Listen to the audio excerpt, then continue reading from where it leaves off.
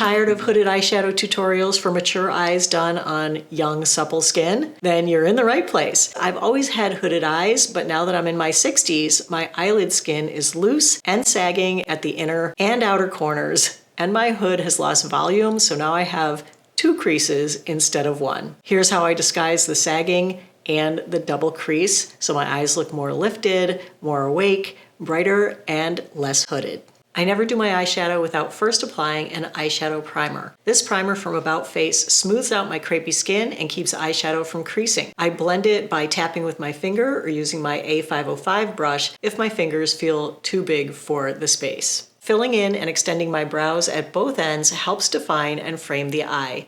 I'm using RMS brow pencil in blonde and filling from above the brow rather than below to create the illusion of a bigger eye and extending the tail out rather than down to lift the outer corner. I add a coat of Maybelline Super Lock Clear Brow Gel to hold my brows in place all day. I'll be using the ColourPop That's Taupe palette, starting with my A502 crease brush and the lightest shade in the palette, which is slightly darker than my skin tone. I look straight into my mirror and relax my eye. With gentle strokes, I apply it to the sagging skin at the inner corner and at the outer corner above the top crease, then bringing it across to meet the inner corner. Dipping back into the same shade, I apply it to the space between the 2 creases, being careful not to bring it below the lower crease. To add more definition, I switch to my A504 small crease brush and a slightly darker, warm, mid-toned matte. I place the brush at the outer corner, pressing it deep into the upper crease and following the curve of my eyeball from outer corner to inner corner. Then drawing an angled line from the outer corner of the crease to the outer corner of my eye. To deepen that definition, I dip into the slightly darker, cooler matte shade Python and retrace the same arc and outer V from the previous step. I also bring that shade below my lower lashes and connect it to the outer corner in an upward sweep to help lift the sagging outer corner of my eye.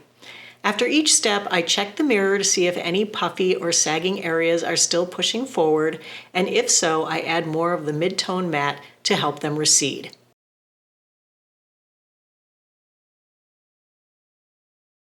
I could stop there for a subtle day look, but I wanted to pop a little bit more. So to make the movable lid look lighter, larger, and brighter, I dip into the medium shimmer shade with my A505 flat shader and sweep it over the movable lid.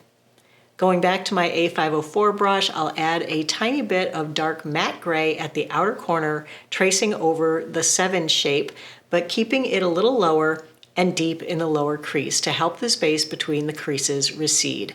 Eyeliner above the lashes can make the lid look smaller, so I tightline using a waterproof, creamy, dark brown liner just below the upper lash line, really pressing it into the base of my lashes. This is Essence Stay and Play in But First Espresso. I use a small angled brush to pull out a tiny wing to further lift the eye. I use a medium-toned shimmer eyeshadow pencil to line the lower lashes. I'm using About Face eyeshadow stick in Absolute Ambrosia, finishing the look with a coat of Maybelline Sky Tubes Tubing Mascara, my new favorite. Doing my eyeshadow this way makes my eyes look bigger and more lifted, my lids less saggy and droopy, and overall gives my eyes a younger, more refreshed appearance. Save this video so you can follow along anytime.